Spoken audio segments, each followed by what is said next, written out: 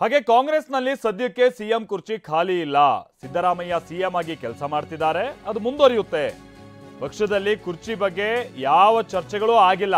ಅನಾವಶ್ಯಕವಾಗಿ ಹೊರಗಡೆ ಇಂಥ ಚರ್ಚೆ ಆಗ್ತಾ ಇದೆ ಅಂತ ಸಚಿವ ಎಚ್ ಸಿ ಮಹದೇವಪ್ಪ ಅವರು ಮುಖ್ಯಮಂತ್ರಿಗಳ ಪರವಾಗಿ ಅಂತಂದ್ರೆ ಸಿದ್ದರಾಮಯ್ಯನವರ ಪರವಾಗಿ ಬ್ಯಾಟಿಂಗ್ ಮಾಡಿದ್ದಾರೆ.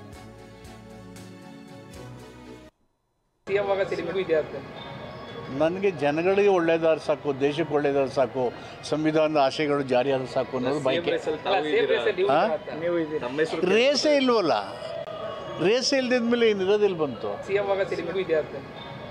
ನನಗೆ ಜನಗಳಿಗೆ ಒಳ್ಳೇದಾದ್ರೆ ಸಾಕು, ದೇಶಕ್ಕೆ ಒಳ್ಳೇದಾದ್ರೆ ಸಾಕು, ಸಂವಿಧಾನದ ಆಶಯಗಳು ಜಾರಿಯಾದ್ರೆ ಸಾಕು ಅನ್ನೋದು ಬಯಕೆ.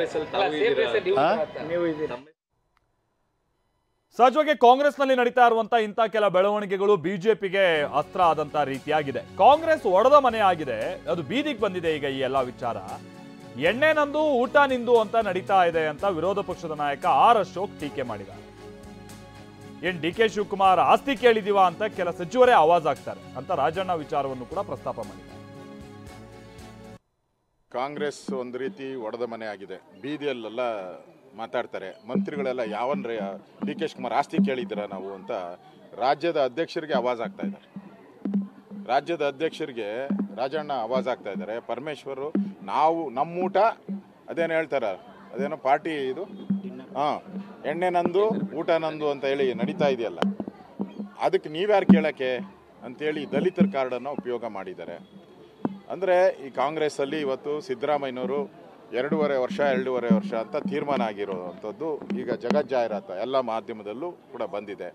ಈಗ ಡಿ ಕೆ ಶಿವಕುಮಾರ್ ಮೊನ್ನೆ ಅಸೆಂಬ್ಲಿಯಲ್ಲಿ ಒದ್ದು ಕಿತ್ಕೊಂತೀನಿ ಅಂತ ಹೇಳಿದ್ದಾರೆ. ಆ ಒದ್ದು ಕಿತ್ಕೊಂತೀನಿ ಅನ್ನೋದಕ್ಕೆ ಈಗ ಡಿ ಕೆ ಶಿವಕುಮಾರ್ಗೆ ಪನಿಷ್ಮೆಂಟ್ ಕೊಡ್ತಾ ಇದ್ದಾರೆ ಕಾಂಗ್ರೆಸ್.